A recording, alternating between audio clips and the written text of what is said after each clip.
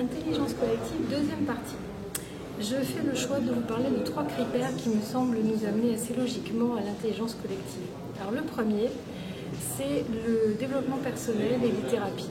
C'est-à-dire qu'à Palo Alto, le même lieu qui a connu le développement d'Internet et qui continue à connaître les plus grands développements au niveau technologique, c'est aussi le lieu où se sont développées les analyses systémiques et les thérapies brèves, l'école de Palo Alto. Et ce qui est intéressant, donc ça s'est produit à peu près dans les années 60, donc il a fallu en gros 20 ans pour que ça traverse l'Atlantique. Et ça a donné quoi? Ça a donné que beaucoup de gens, des millions de gens se sont posé la question de qui ils sont. Donc ça veut dire un travail personnel, une remise en cause au travers de thérapies brèves, thérapies tout court ou développement personnel. Et même si pour certains c'était un peu consumériste et c'était juste pour eux-mêmes, de facto ça conduit à la conscience. Au moins la conscience réflexive sur soi-même, de savoir où on en est. Donc ça c'était un premier facteur que je trouve bien intéressant, c'est cette démocratisation du connais-toi toi-même de Socrate.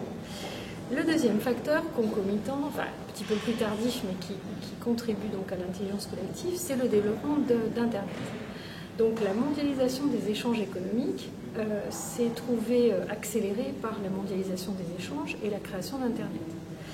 Donc entre sa création et l'augmentation exponentielle, on a un facteur qui a été tout à fait déterminant.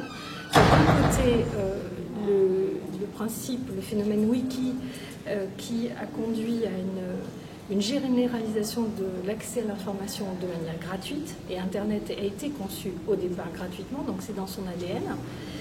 Et deuxièmement, le facteur réseaux sociaux qui a contribué à développer un maximum les interconnexions entre les gens et les échanges d'informations. Et Facebook date que de 2006 et on voit l'augmentation exponentielle. Donc ça, c'est le deuxième facteur.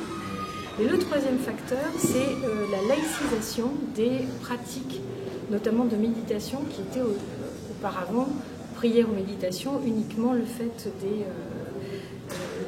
des pratiques spirituelles ou religieuses.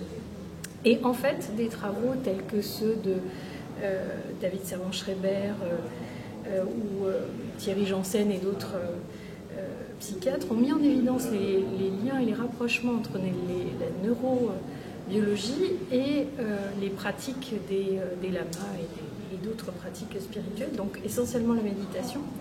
Et ça a servi à quoi? À constater que quand on développe une partie du cerveau, on obtient une conséquence en termes de santé, en termes de réduction du stress et par conséquent aussi l'augmentation des capacités neuronales, donc notamment la plasticité, etc. Et donc ces 3 facteurs permettent d'arriver à ce qu'on appelle l'intelligence collective et